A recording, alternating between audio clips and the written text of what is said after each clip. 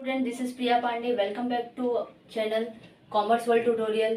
हमने स्टार्ट किया है chapter number 2 utility analysis. Student, इसके पहले बहुत इंपॉर्टेंट क्वेश्चन हमने फिनिश कर लिया है। अगर आपने वो नहीं देखा है तो उसका लिंक आपको डिस्क्रिप्शन बॉक्स में दिया गया है, आप उसको देख लीजिए।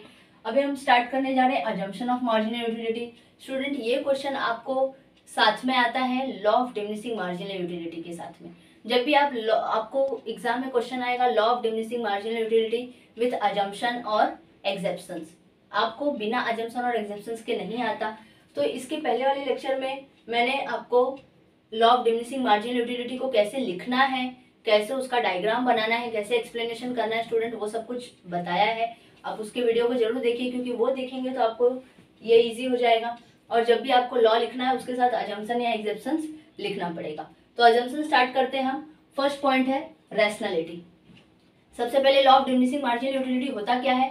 डिमिनिशिंग का मतलब कम होना, यानी अगर हम कोई प्रोडक्ट कंटिन्यूअस कंज्यूम करते जा रहे हैं तो उससे मिलने वाली यूटिलिटी क्या है? धीरे धीरे कम होने लगेगी, डिमिनिश होने लगेगी, डिमिनिश होने लगेगी। इसलिए इसे क्या नाम दिया गया? Law of diminishing marginal utility.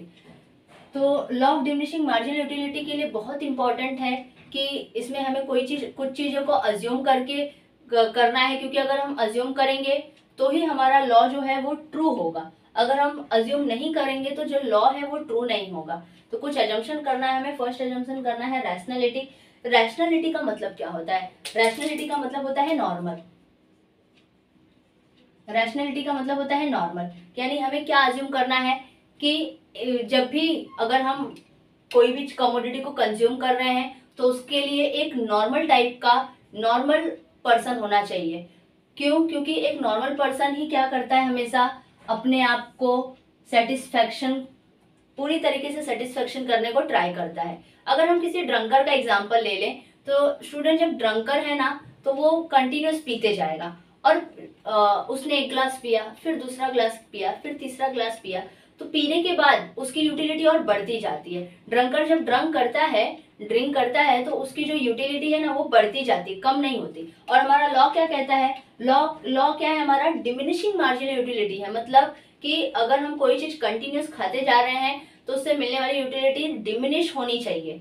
Diminish नहीं होगा, डिमिनिश होने की बजाय, डिक्रीज होने की बजाय अगर वो इंक्रीज होने लगेगा तो हमारा लॉ ट्रू नहीं होगा। इसीलिए हमें क्या अज्यूम करना है कि एक रैशनैलिटी यानी नॉर्मल बिहेवियर का कंज्यूमर होना चाहिए, क्योंकि नॉर्मल बिहेवियर का कंज्यूमर है तो at the point of time satisfied हो जाएगा और वो हमेशा ट्राई करेगा अपने आप को सेटिस्फाइड करने की। लेकिन अगर कोई ड्रंकर है तो वो सेटिस्फाइड जल्दी नहीं होगा, ना तो वो सेटिस्फाइड होगा और ना तो उसको मिलने वाली यूटिलिटी डिक्रीज होगी, वो हमेशा इंक्रीज होगी। इसलिए क्या अज्यूम करना है? रैशनैलिटी। नेक्स्ट पॉइंट है student cardinal measurement. Cardinal measurement मतलब क्या है? कि जिसको हम न्यूमेरिकल काउंट कर सकते हैं, न्यूमेरिकली मेजर कर सकते हैं।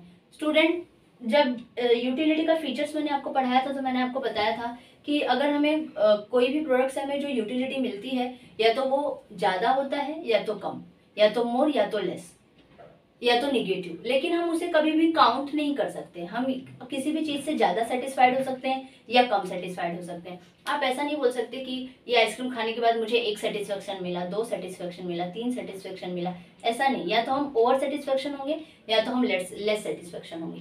लेकिन यहाँ पे हमें अज्यूम करना है कि हम यूटिलिटी को कार्डिनली मेजर कर सकते हैं। ऐसा क्यों? क्योंकि अगर हम ऐसा अज्यूम करेंगे कि हम यूटिलिटी को कार्डिनली मेजरमेंट कर सकते हैं तो इससे जो मैथमेटिकल ऑपरेशन होगा वो पॉसिबल बनाएगा हमें कंपैरिजन करने में कि एक यूनिट से हमें कितना सेटिस्फेक्शन मिल रहा है, कितनी यूटिलिटी मिल रही है।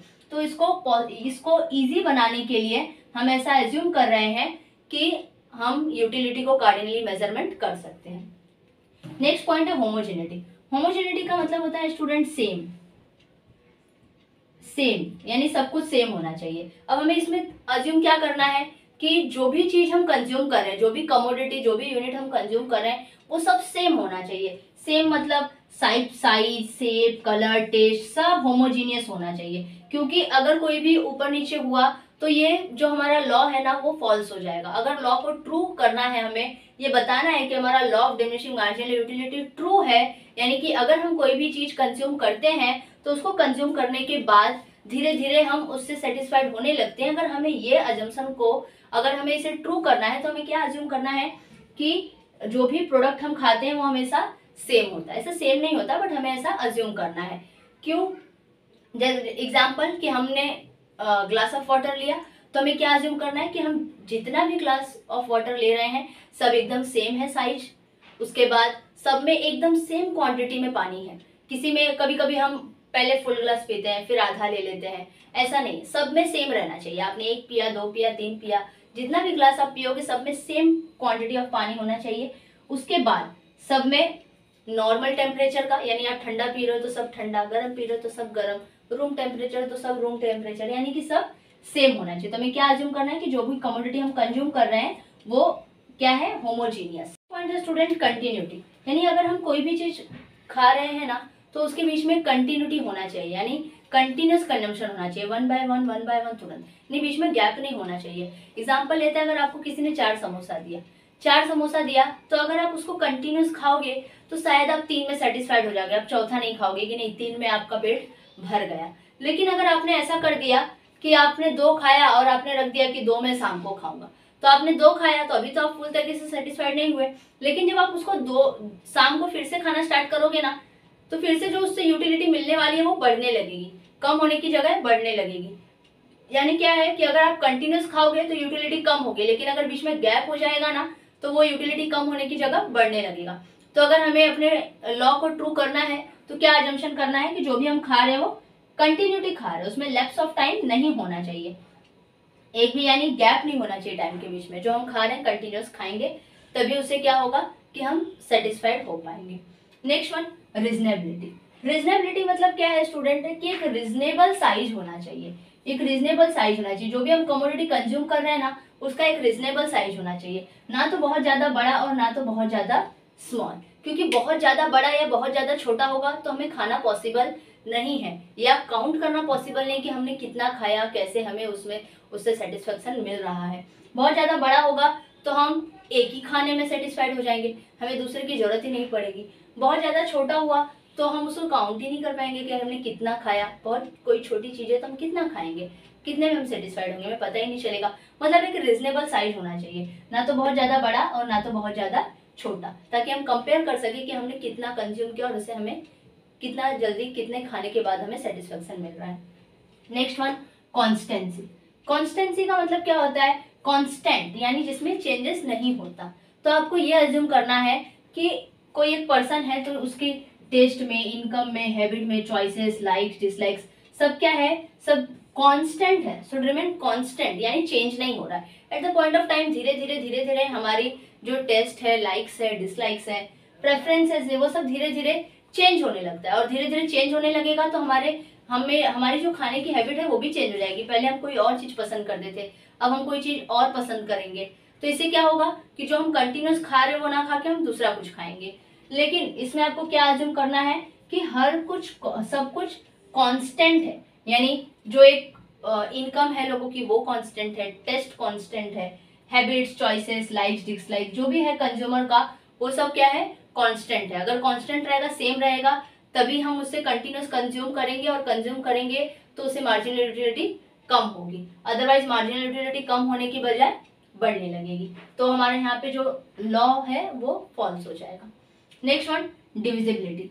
डिविजिबिलिटी लॉ हमेशा अज्यूम करता है कि जो भी हमारे पास कमोडिटी है ना, जो भी कंज्यूम कर रहे हैं वो हमेशा डिविजिबल होना चाहिए। स्टूडेंट, डिविजिबल मतलब उसको हम पार्ट कर सके। अगर डिविजिबिलिटी नहीं होगी, अगर डिविजिबल नहीं होगा तो उससे हमें जो मिलने वाला सेटिस्फेक्शन है वो प्रॉपर तरीके से नहीं मिल पाएगा। डिविजिबिलिटी होनी चाहिए, लेकिन अगर डिविजिबल करेंगे बहुत सारी चीजें तो हमारे लिए पॉसिबल नहीं है।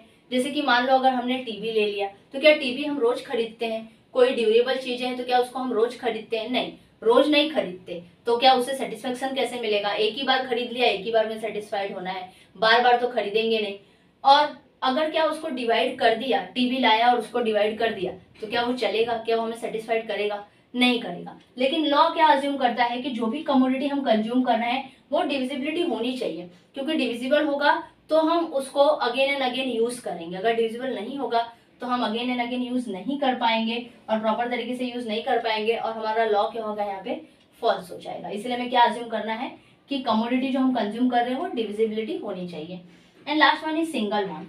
सिंगल बॉन्ड क्या है कि मतलब एक कमोडिटी एक टाइम पे एक बॉन्ड को सेटिस्फाइड करेगी। हमें ये अज्यूम करना है कि कमोडिटी क्या है, किसी भी पर्सन का एक सिंगल बॉन्ड होना चाहिए।